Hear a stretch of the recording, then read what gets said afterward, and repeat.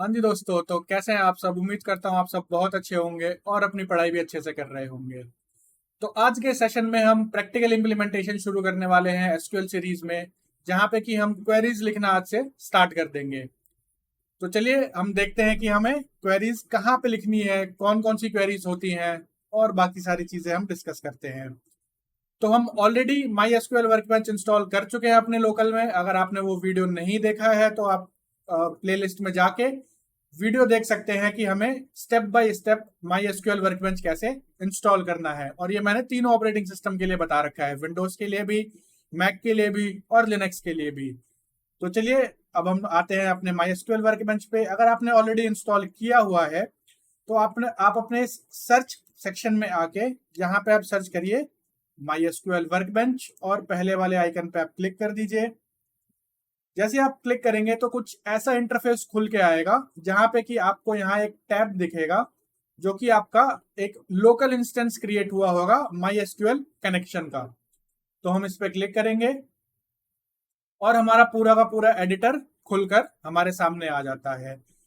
तो जैसा कि हम ऑलरेडी डिस्कस कर चुके हैं पुरानी वीडियोस में कि अगर हमें डेटाबेस के साथ कम्युनिकेट करना है तो हम डायरेक्टली कम्युनिकेट नहीं कर सकते हैं। हमें एक इंटरफेस की या फिर हमें एक आरडीबीएमएस की जरूरत पड़ती है। और इस पर्टिकुलर केस में हम कौन सा आरडीबीएमएस यूज करने वाले हैं, हम यूज कर रहे हैं माई एसक्यूएल को। तो अब मुझे लगता है कि आप वो डॉट्स कनेक्ट कर पा रहे हैं जो कि मैं पुरानी वीडियोज में आपसे बताना चाहता था।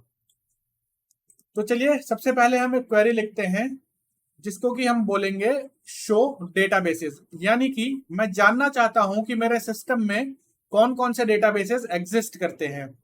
तो यहां पे मैं अपनी क्वेरी लिखूंगा जिसको कि हम लिखेंगे शो डेटाबेसेस और मैं लगा दूंगा लास्ट में एक सेमीकोलन।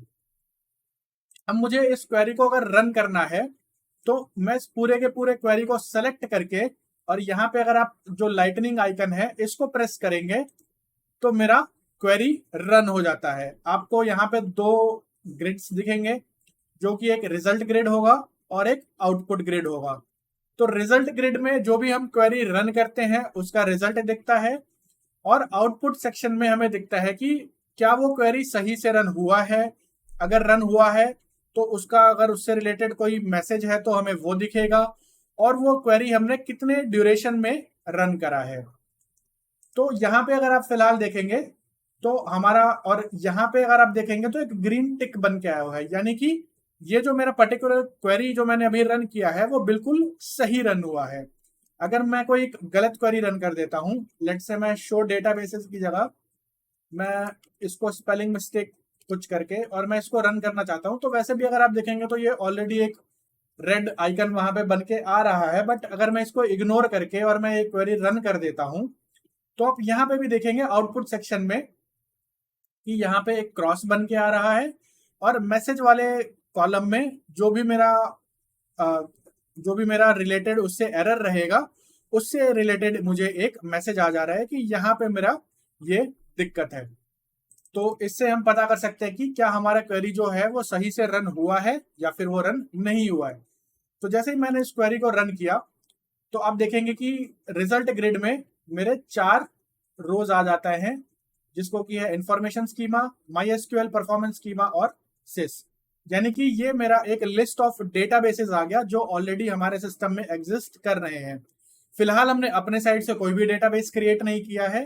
ये सारे जो डेटाबेसेस हैं वो ऑलरेडी इंस्टॉलेशन के दौरान क्रिएट होकर आए हैं।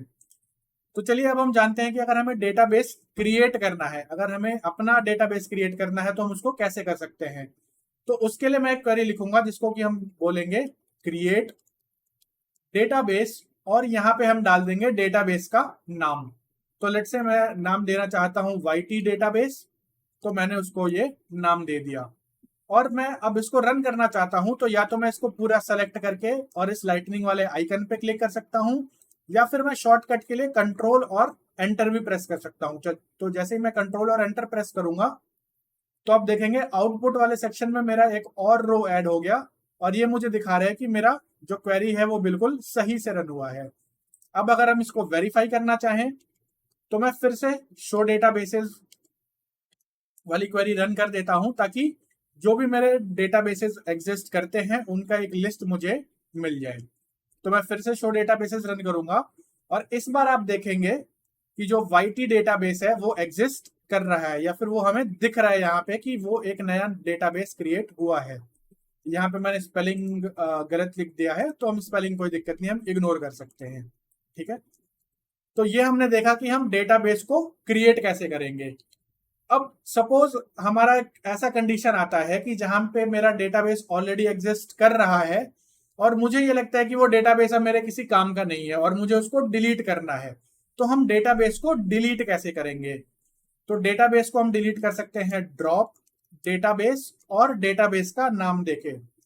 तो चलिए एक हम काम करते हैं, फिलहाल हम नाम देते हैं जो डेटाबेस एग्जिस्ट नहीं करता है। अगर आप देखेंगे तो यहाँ पे मेरा जो डेटा का स्पेलिंग है वो गलत है, राइट, और यहाँ पे मैंने डेटा का स्पेलिंग सही लिखा है।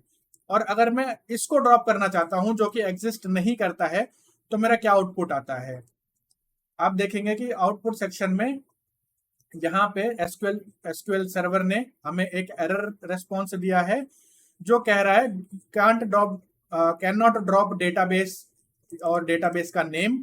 और यहाँ पे ये क्लियरली हमें मेंशन कर रहा है that database does not exist, यानी कि ये डेटाबेस एग्जिस्ट ही नहीं करता।